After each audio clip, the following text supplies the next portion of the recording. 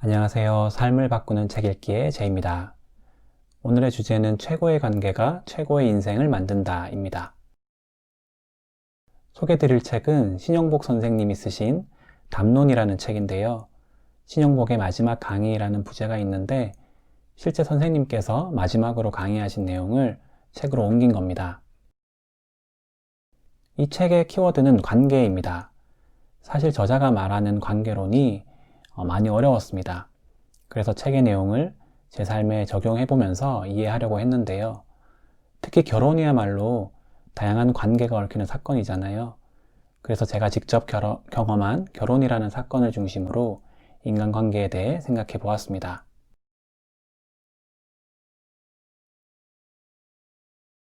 우선 결혼은 관계망을 공유하는 사건입니다. 인적 네트워크를 공유하는 거죠. 자신이 맺고 있는 관계를 서로에게 적나라하게 드러내야 합니다. 부모님에게 인사를 가고, 친척들, 친구들을 소개하고, 회사 동료들과도 관계를 맺기 시작하죠. 나와 너의 결혼인데 왜 이렇게 많은 사람들이 끼어들어야만 하는 걸까요? 그동안 뿌려왔던 축의금 때문만은 아닐 겁니다. 인간의 삶이 본질적으로 관계로 구성되어 있기 때문이죠. 무인도에 떨어져 있지 않는 한 관계가 부재한 삶은 없을 겁니다. 아니, 무인도에 떨어져도 그곳에 있는 나무 하나, 돌 하나에도 이름을 지어주고 관계를 맺는 것이 인간이에요. 관계는 삶의 본질입니다. 그렇기 때문에 서로 다른 삶이 만나고 교차하는 결혼은 서로의 관계망 안으로 깊숙이 들어가는 사건이죠. 정현종 시인은 방문객이란 작품에서 사람이 온다는 건 실은 어마어마한 일이라고 표현했습니다. 그의 과거와 현재와 그리고 그의 미래가 함께 오기 때문이라는데요. 결혼은 여기에 관계를 더합니다.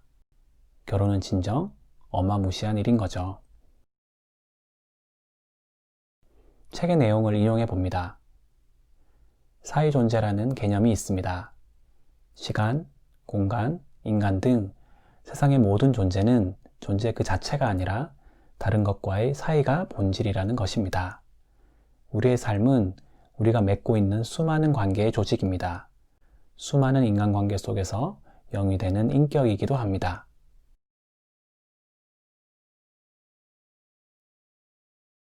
(30년) 동안 아무런 관계도 없던 사람들이 결혼을 통해 가족이 됩니다.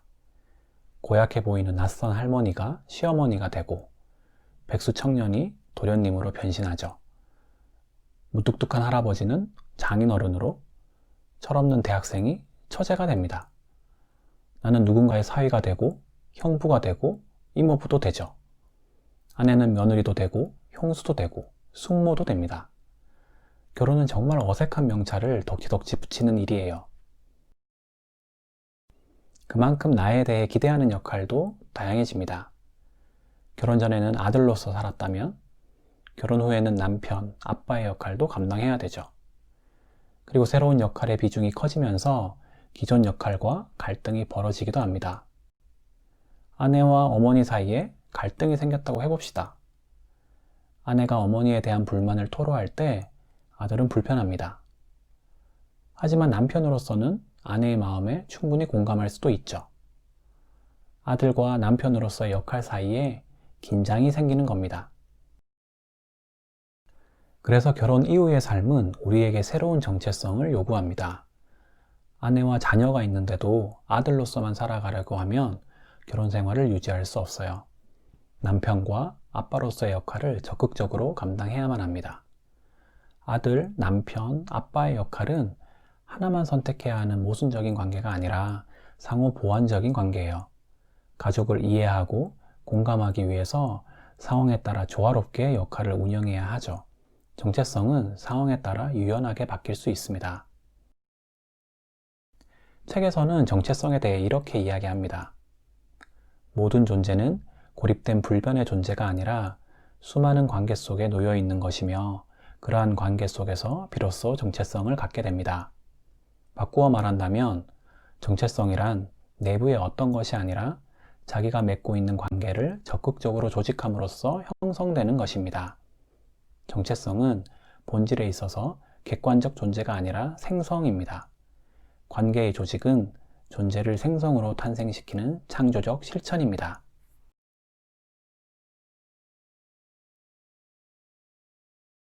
결혼이 요구하는 새로운 정체성은 나이를 먹는 것처럼 저절로 형성되지는 않습니다. 30년간 쌓여온 경험과 인식의 틀을 깨는 일이 쉽지 않죠. 적극적인 자기 변화 없이는 불가능합니다.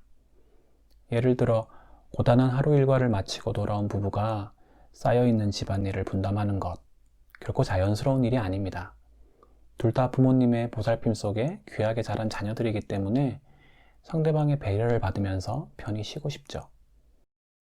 그럼에도 불구하고 사랑하는 배우자를 위해 자신의 고단함을 뒤로할 줄 아는 사람이 남편 혹은 아내로서의 역할을 감당할 수 있습니다. 집안일은 시작에 불과하죠. 가족에 대한, 관계에 대한 진심 어린 사랑과 인내로부터 자기 변화는 시작됩니다. 물론 사람이기 때문에 누가 더 힘든지 따지고 싶고 때로는 짜증과 스트레스로 이성을 놓아버릴 때도 있죠. 하지만 괜찮습니다. 우리에겐 완벽한 관계가 아니라 성숙한 관계가 중요하기 때문입니다. 서로를 이해하고 공감하려는 결심과 노력이 성숙한 부부관계를 만듭니다. 힘들지만 포기하지 않는 자기 변화가 비로소 관계의 변화를 가져오는 거죠. 책은 자기 변화에 대해 이렇게 이야기합니다. 자기 변화는 최종적으로 인간관계로서 완성되는 것입니다.